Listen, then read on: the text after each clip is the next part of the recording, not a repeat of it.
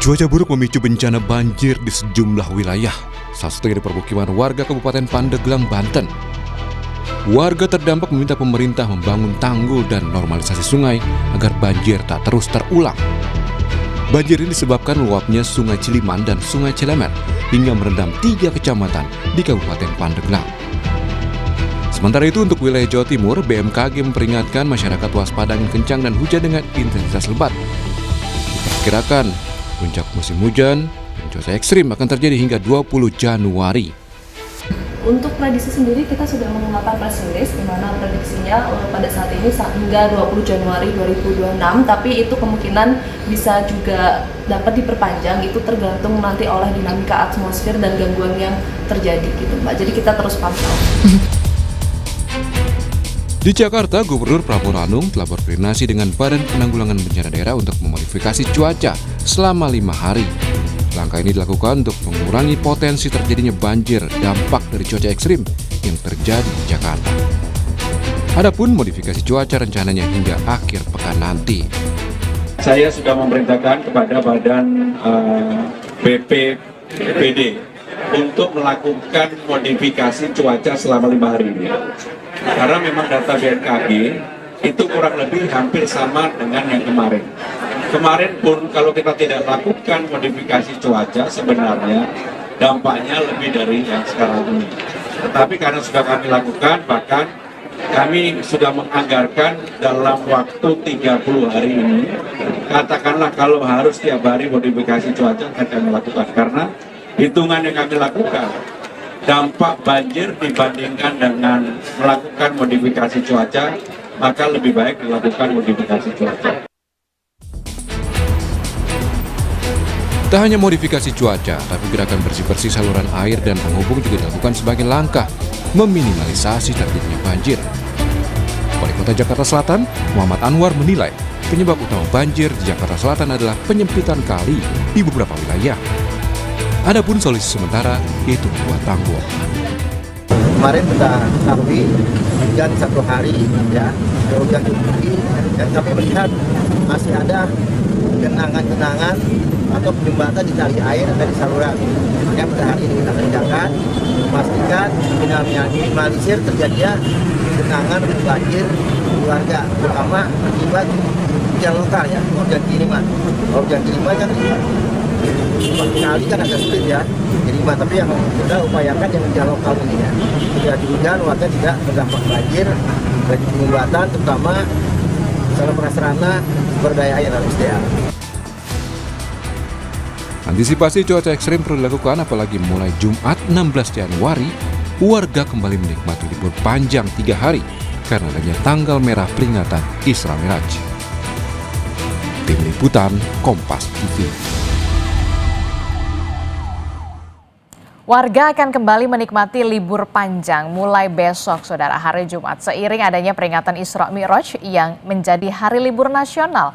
Namun tentu saja perlu ada antisipasi cuaca ekstrim di saat long weekend besok. Apa saja itu kita akan ulas bersama dengan Deputi Bidang Meteorologi BMKG, Kuswanto, dan juga ada staf khusus Gubernur DKI Jakarta, ada Ciko Hakim. Selamat pagi, Assalamualaikum Bapak-Bapak. Waalaikumsalam warahmatullahi wabarakatuh. Selamat pagi, Disti, Pak Ciko. Iya, saya mau ke Pak Guswanto dulu dari BMKG.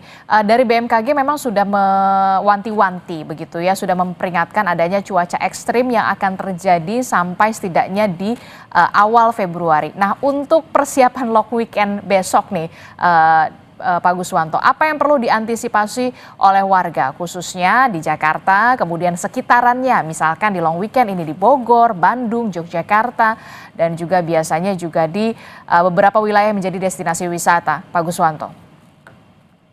Baik, Adisti. Jadi kami dari BMKG itu memberikan perakiraan bahwa periode cuaca ekstrim ini masih akan berlangsung dalam sepekan ke depan. Artinya dari tanggal 13 yang lalu ini masih berlangsung hingga 19 Januari. Ini cuaca seperti apa? Yaitu utamanya adalah hujan lebat hingga sangat lebat, dan ini hampir meluas seluruh wilayah Indonesia. Tapi khusus untuk DKI Jakarta ini juga masuk dalam satu provinsi yang perlu peningkatan kewaspadaan. Terutama kalau saya melihat ini kan DKI Jakarta itu secara normalnya dasarian normal bahwa puncak hujannya terjadi di dasarian 3 Januari sampai dasarian 1 Februari. Artinya tanggal 21 Januari hingga tanggal 10, paling maju atau mundur sekitar 3 sampai 5 hari ya. Ini yang kemudian saya juga melihat ada fenomena yang saat ini perlu kita cermati dari analisis streamline ataupun angin 3000 feet. Itu kami mendeteksi adanya konvergensi khususnya di atas Banten, kemudian DKI Jabodetabek dan Jawa Barat hingga Jawa Timur. Ini dengan kecepatan yang cukup lumayan, yaitu berkisar antara 24 hingga 34 knot ya. Nah, ini juga akan memberikan dampak bahwa daerah-daerah yang saya sebutkan tadi itu akan memiliki potensi angin kencang.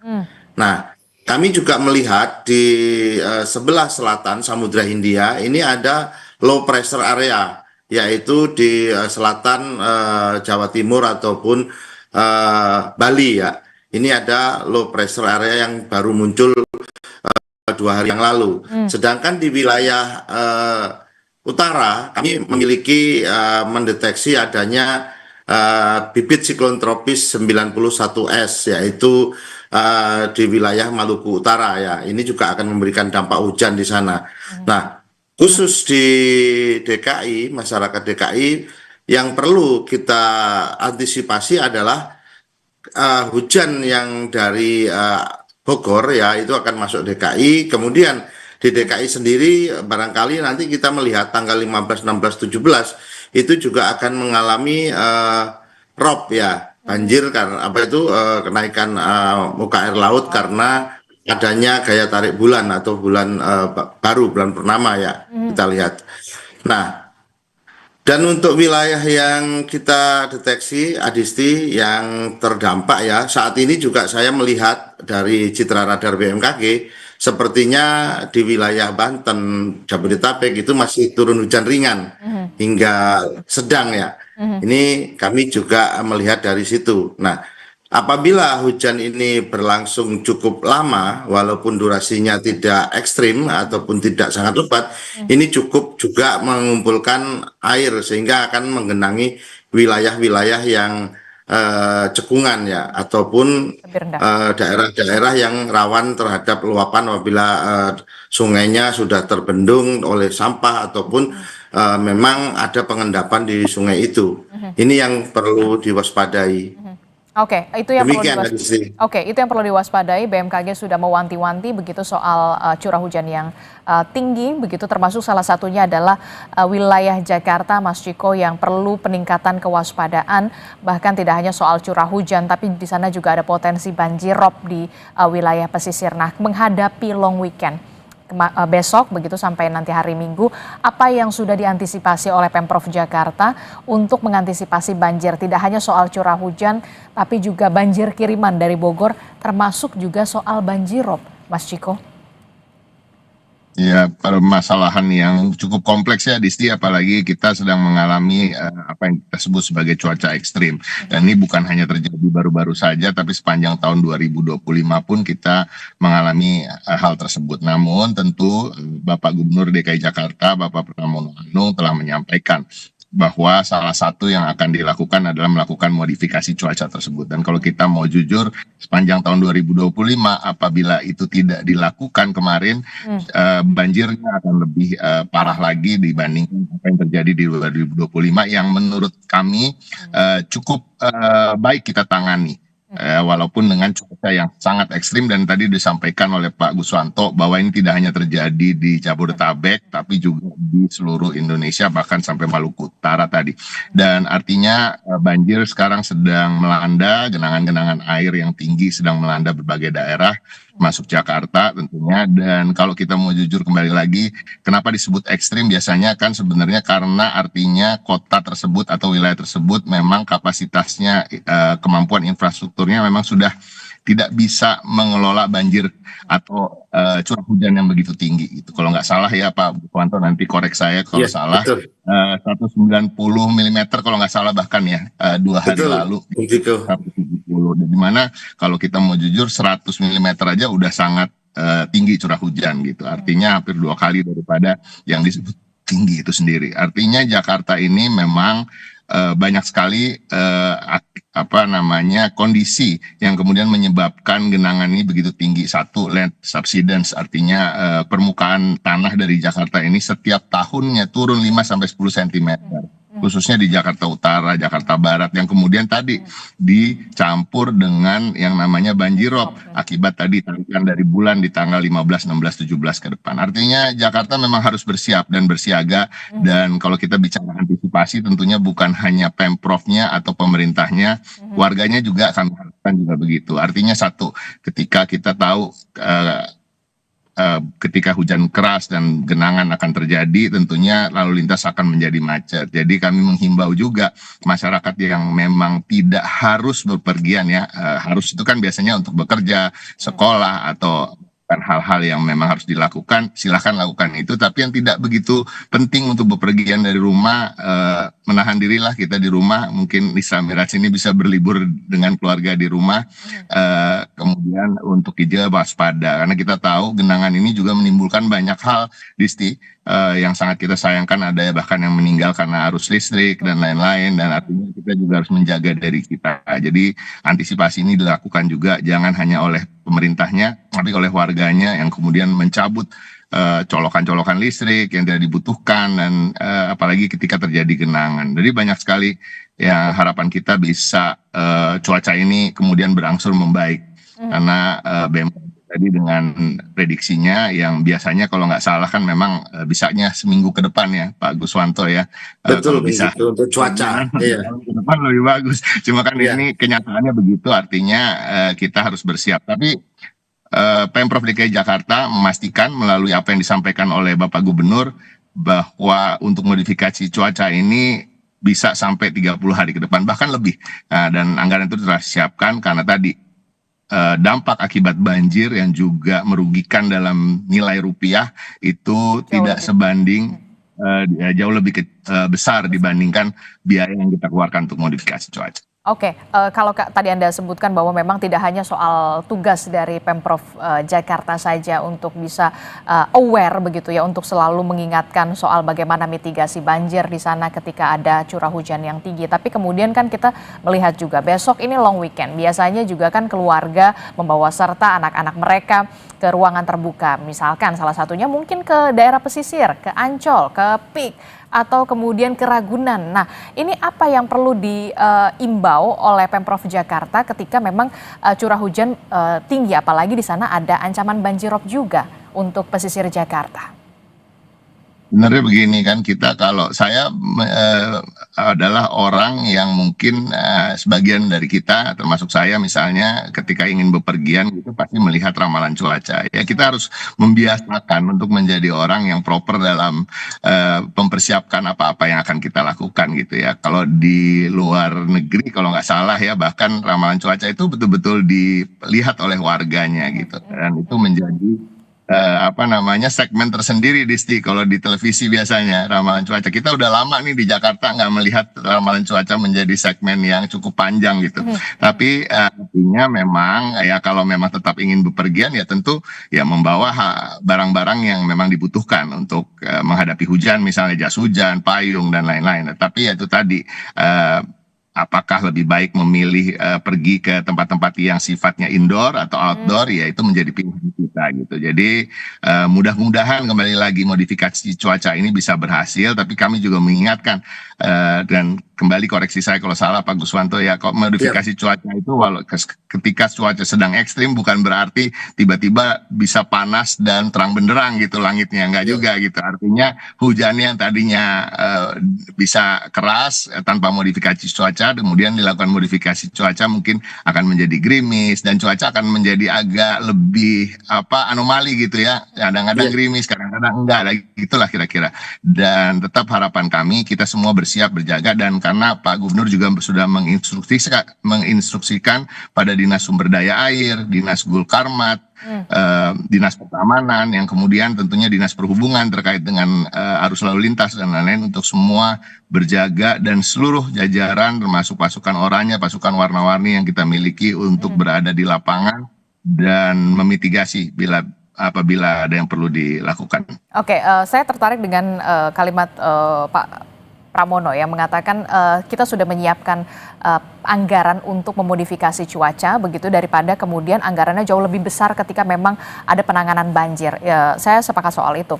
Tapi saya ingin ke Pak Guswanto. Pak Guswanto, seberapa efektifkah kemudian modifikasi cuaca ini bisa meminimalisasi, tadi disebutkan seharusnya hujannya begitu deras, ternyata kalau memang modifikasi cuaca berhasil begitu ya, hujannya ya jadi rintik-rintik lah, nggak begitu deras banget. Nah, seberapa efektifkah kemudian modifikasi cuaca bisa meminimalisasi soal dampak dari banjir ini, Pak Guswanto?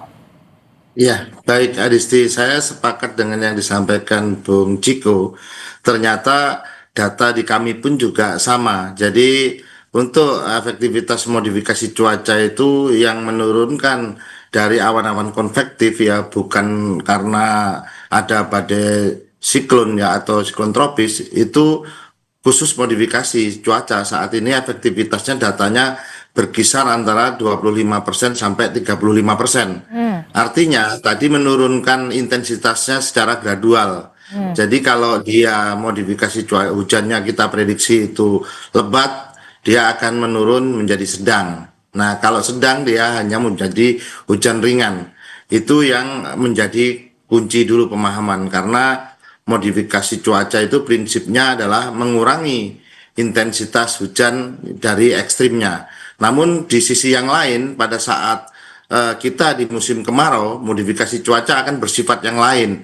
Dia diminta untuk menurunkan hujan. Ya, kalau di sini mengurangi yang tadinya hujan tadi itu mungkin potensinya adalah lebat, jadi sedang seperti itu. Itu adalah dua sisi mata uang. Modifikasi cuaca digunakan untuk mengatur pada saat kita bencana hidrometeorologi basah, artinya seperti musim hujan ini kita kurangi. Tapi pada saat musim kemarau tentunya kita menambah curah hujan untuk misalkan mengisi Jadi efektifnya berkisar antara 25 sampai 35%.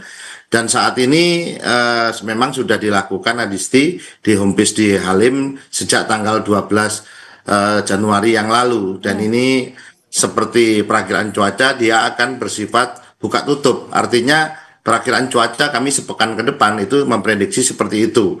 Maka ini perlu dilakukan. Nanti apabila dalam sepekan ke depan itu sudah menurun, ya tentunya modifikasi cuaca juga akan tidak dilakukan. Karena unsur efektif dan penggunaan anggaran itu juga menjadi landasan kita bersama dalam melakukan kegiatan modifikasi cuaca untuk bencana hidrometeorologi basah. Kembali lagi Adisti, barangkali saya menyampaikan sedikit tadi yang Bung Jericho sampaikan, Bung Ciko, bahwa ini daya tampung, daya dukung itu yang harus kita lihat kembali.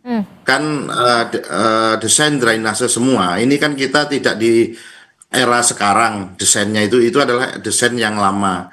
Barangkali perlu dilakukan evaluasi daya dukungnya yang tadinya disampaikan oleh Bung Ciko tadi, bahwa kemarin tuh hujan kita lihat ya di mana, di Priok itu turun 235 mm per hari. Nah, berarti ini sudah membuat sekitarnya baik Cengkareng, drainase drain Cengkareng itu menjadi banjir. Nah, ini juga ini perlu juga dievaluasi karena itu curah hujan sekitar 235 mm per hari. Ya, barangkali desainnya yang dulu itu barangkali hanya 100 mm atau 150 mm per hari daya dukungnya. Berarti ini perlu melakukan evaluasi kembali, semampukah seperti itu. Itu Adisti. Oke, bagaimana Bung Ciko, harus ada evaluasi kembali ketika memang curah hujan yang cukup tinggi begitu ya, sampai 235 mm. Apakah kemudian ada perintah khusus yang kemudian dilakukan oleh Gubernur DKI Jakarta Pramono Anung kepada wali kota begitu ya, khususnya di wilayah Jakarta Utara misalkan, termasuk juga soal pengerukan kali mungkin, kemudian pembersihan gorong-gorong, atau kemudian tadi evaluasi secara menyeluruh? Sebenarnya yang pasti memang di tahun ini Disti kita mempunyai anggaran terkait dengan pengendalian banjir itu hingga 3 triliun lebih. Oke. Artinya memang itu sudah menjadi program yang akan kita lakukan. Tapi kita tahu sekarang masih tanggal 15 Januari ya 2026, dan memang biasanya pekerjaan-pekerjaan itu dimulai antara bulan Februari dan bulan Maret. Dan memang salah satunya tadi yang disampaikan oleh Pak Guswanto, dan memang itu sudah menjadi catatan bagi kami. Memang saluran drainase yang selama ini memang tidak bisa menampung apa yang tadi terjadi beberapa hari yang lalu, itu harus diperbaiki. Normalisasi sungai juga begitu. Termasuk kita harus melakukan relokasi bagi warga-warga yang masih tinggal di bantaran kali dan lain-lain. Jadi banyak kali dalam tahun ini yang memang akan dilakukan, dan karena ini memang adalah tahun anggaran baru, tahun baru bulan Januari, karena memang pekerjaan-pekerjaan itu akan dimulai segera, namun memang belum sempat dimulai, dan mudah-mudahan nanti ini dalam waktu dekat tentunya solusi-solusi jangka pendek, jangka menengah, dan jangka panjangnya akan bisa dilakukan. Jadi banyak sekali kalau kita bicara soal utara misalnya, bagaimana caranya untuk menghadapi banjirop, ada giant seawall yang tentunya akan dibangun, dan semua akan dimulai pada tahun ini, dan mudah-mudahan kita semua bisa melalui apa yang dekat dulu nih weekend ini ya, seperti disampaikan oleh Disti, dan mudah-mudahan modifikasi cuacanya itu berhasil. Jadi cuaca ekstrimnya mudah-mudahan tidak banjir hujan yang deras, tapi hujan yang sedang, artinya kemudian setelah dimodifikasi bisa menjadi hujan yang ringan. Jadi kita berharap dan berdoa tentunya. Nah, kalau fenomena alam kan ini kan kita hanya bisa berharap dan berdoa dan berupaya, dan upaya yang paling masuk akal sekarang selain tadi perbaikan drainase, saluran dan lain-lain, tentunya juga modifikasi. Oke, kalau soal cuaca ya mau apa dikata begitu ya kan, kita cuma bisa kemudian memitigasi supaya kemudian banjir itu tidak terlalu parah di beberapa wilayah di Jakarta. Nah, terakhir saya ingin tahu dari Mas Ciko sendiri dan juga nanti ke Pak Guswanto, imbauan khusus dari Pemprov untuk kepada warganya, apalagi besok long weekend, termasuk juga soal apa-apa saja yang memang seharusnya harus diantisipasi oleh warga Jakarta. Tidak hanya warga Jakarta sebenarnya, kalau warga-warga di luar Jakarta mungkin mau ke Jakarta, apa yang harus dilakukan? Yang pasti satu, kita harus selalu memantau, kita menghimbau Bapak Gubernur Pramono Anung mengajak masyarakat untuk sama-sama bersikap waspada menghadapi cuaca ini. Satu, lihatlah ramalan cuaca secara berkala yang memang kita sekarang bisa lihat di internet, bisa lihat di mungkin website atau kanal-kanal media sosial BMKG maupun Pemprov Jakarta, dan tentunya curah hujan itu juga bisa dilihat dari linknya Dinas Sumber Daya Air di Instagram dan kanal-kanal medsos lainnya. Itu yang pertama. Yang kedua tentunya ketika kita sudah tahu cuacanya akan seperti apa, ya kita sesuaikan bagaimana jadwal kita, bagaimana tempat-tempat yang akan kita kunjungi untuk kemudian bisa terhindar dari satu, banjir, genangan air, kedua, macet, yang kemudian juga ketiga, kalau kita tahu kan banjir, genangan air juga menimbulkan banyak penyakit. Mari kita jaga juga keluarga kita, anak-anak kita, dan kita berharap supaya cuaca ini akan menjadi lebih baik di minggu depan. Oke, terakhir Pak Guswanto, apa yang menjadi imbauan dari BMKG, tidak hanya soal Jakarta, tapi juga biasanya tujuan untuk long weekend ada di Puncak, Bogor, Jawa Barat, kemudian ada di Bandung, dan kalau lebih sedikit ya di Yogyakarta. Baik, Adisti. Jadi ada hal-hal yang perlu diperhatikan. Yang pertama, banjir bandang tanah longsor itu kan terjadi perbukitan atau bantaran sungai. Nah, lokasi-lokasi ini barangkali perlu kita hindari. Jadi hindari wisata alam yang berisiko. Artinya seperti ke pegunungan, kemudian ke air terjun atau sungai yang dimana biasanya kita arung jeram ya. Dan pantai dengan ombak yang tinggi. Saat ini kami juga mendeteksi beberapa area itu gelombangnya juga di atas 2 meter ya. Kemudian ya, setelah menghindari wisata alam yang berisiko, tentunya kita harus memilih wisata yang destinasinya aman ya. Misalkan wisata indoor sambil berolahraga, kita main padel dan lain semuanya, itu kan salah satu juga wisata ya. Ataupun pusat-pusat kota ya, misalkan kita melihat ke museum-museum itu juga adalah wisata-wisata yang aman. Kemudian kita juga harus memperhatikan perakiraan cuaca ya, tadi sepakat, jadi kita harus merubah mindset, tidak mengabaikan bahwa informasi cuaca ya begitu saja, tidak. Jadi ini informasi cuaca kita gunakan untuk kehidupan aktivitas sehari-hari, ini perlu kita lihat. Kemudian kita juga harus memiliki rencana cadangan, artinya jangan memaksakan perjalanan jika hujan sangat lebat dan ada peringatan dini untuk banjir ataupun cuaca ekstrim. Kita hindari, kita pilih tempat-tempat yang lain. Karena saya melihat di beberapa daerah di wilayah-wilayah ini untuk long weekend itu banyak. Misalkan kita lihat seperti Cinangka Serang, kemudian banyak lagi ya, Waru, Bukit itu bisa kita lihat. Jadi pilih wisata yang aman, utamakan keselamatan daripada kita kesenangan. Demikian, Disti. Utamakan keselamatan daripada kesenangan. Terima kasih Deputi Bidang Meteorologi BMKG Pak Guswanto, dan juga ada staf khusus Gubernur DKI Jakarta Mas Ciko Hakim telah bergabung bersama kami.